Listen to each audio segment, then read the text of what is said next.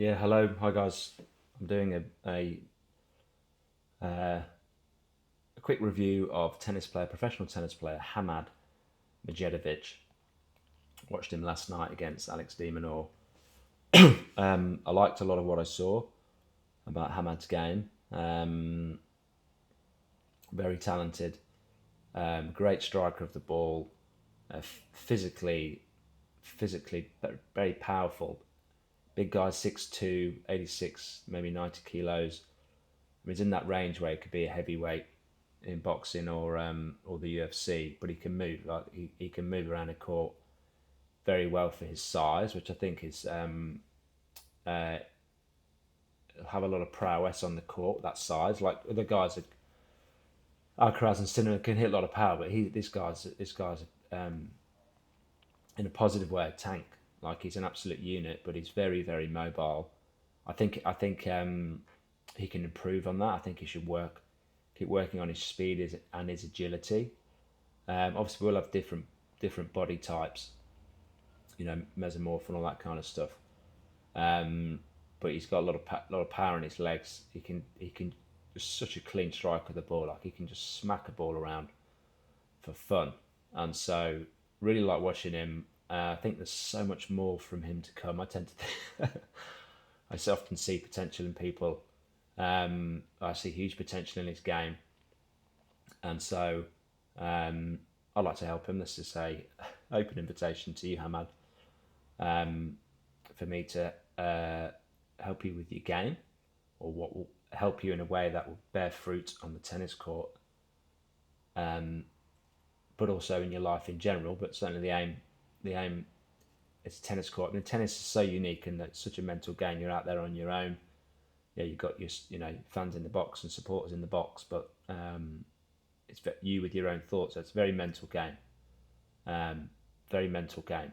And I watched his match with Alcaraz last year in Cincinnati. It was a good match, and I saw an interview with him after he went back to the next gen tournament in Saudi Arabia after he won it, which it was interesting because he seems like a really nice guy, really humble guy, which I think are really positive traits. Hard to coach someone who's arrogant. Um, can be hard. So he's humble, nice guy, great qualities in that regard. Interestingly, he said after he won that event, it changed how he saw himself as a player. So I'd be really curious to get into that, understand that a bit more about what was your identity before, what is it now, and what does he want to achieve in the game, what does he want to do, and to an extent, how much does he want to do that, um, what's important to him in life. Some big questions, big life questions, because I like to get to know people with some nice big questions. I think that can help you when you get down to the detail of what you're doing every day and why.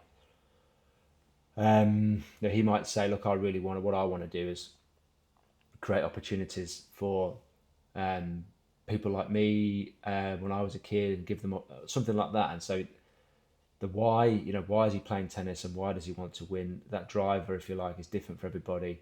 But if we can really tap into a really powerful why and unlock that, I think you can get some next levels to his game that will go into, okay, right, I am gonna go and get to um, under 10% body fat. Let's say I'm going to work on my speed and my agility because my why is locked in.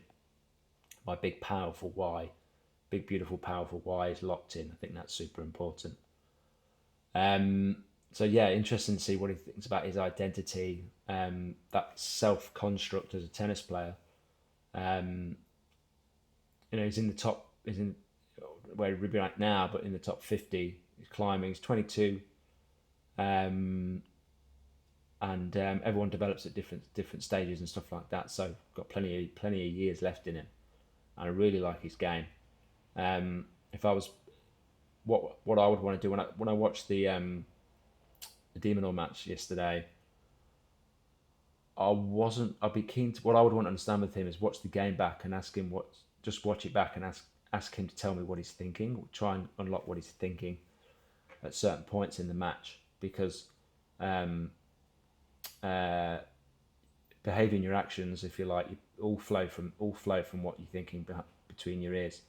Some of that can be consciously aware, but some of it can be automatic, kind of automatic defaults that run, that can either be helpful or unhelpful in terms of, can be helpful or unhelpful in terms of our impacting our ability to win a match and what we need to do that. And he won the first set, great start. He's taken a set off de Minaur. So you take one set off him, you can win a match because you've won one set. You've done it once. He's a top 10 player, so huge amount of confidence can be taken from that. But when I came in about middle of the second set, and I wasn't sure what was going on with him because it was 6-2, 6-2, 6-1. The match was just obviously just sailing away from him, and that I didn't see a great response. It was like that was just happening before his eyes, and it didn't seem too bothered. Now he might say I was super bothered. I didn't see him being particularly bothered. I'm not talking about smashing rackets, and I've seen him frustrated. I've seen the frustration in him, which I don't mind to an extent because it shows me that there's a high care factor. There was no response. He just seemed a bit what it looks like to me, and I don't know, but just looked like from watching some of his body language, he looks like he can drift off a bit and just get a bit like tuned out. Like I've seen him hit some drop shots against Alcaraz where he's almost like his whole body's it's like he's tuned out. It's quite athletically, it's quite lazy. He's not really locked in. There's not a lot of aliveness or presence in his body. It's like a sort of drifting, plays it, goes in the net, and then he just walks to his chair. So physically, it looks like he can tune out a bit, and that's what it looks like to me. And just points can go by. He can just be an autopilot, but he's not really aware of what. It doesn't seem like he's super aware, or he's locked into the moment. Maybe he's a deep, expansive thinker. Maybe depends where his mind can go with things. So you have to get to know the guy. But so 6-2, 6-1. He was playing very quickly. He wasn't changing his game. He was losing, so the game was just screaming away from him. Wasn't changing anything, and so he's either thinking some of his shot selection, his shot choice is going to start to turn.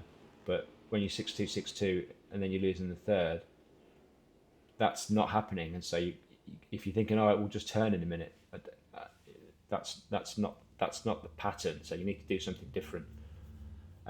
Wasn't changing anything. Could have done loads of things just to try something. Like could have tried serve and volley for a bit. Could have tried to slow it down, hit some deeper slices, change his position on the court, drop back. Just something to break the pattern, because the train that he was on up from the second set onwards was 6-2, 6-2, 6-1, which is I'm basically getting smashed. I'm not in the game here, and so you find to do so if you're on the way to losing town in the match, might as well try something else and use the time that you've got. But you've got to break that pattern. It starts, I think, in the mind. So what is he thinking? How aware is he of that? What is he thinking? Maybe he was like, I don't know. I don't know.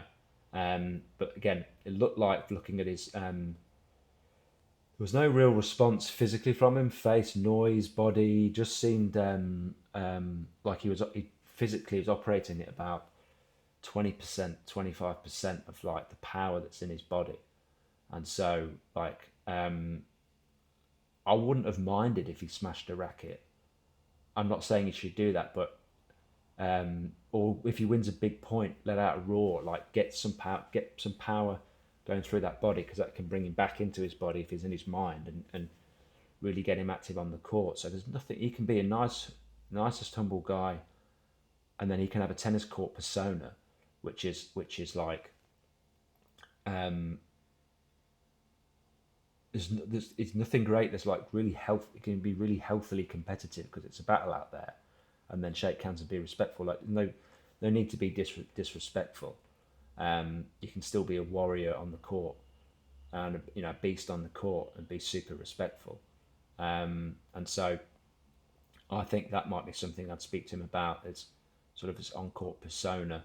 Again, work with him on the identity side of things, because I think he can use get more connected to the power and the athleticism in his body, and really use that as a tool. Because one thing you can do to change your thinking is change your state, and so do something with your body to change your mind.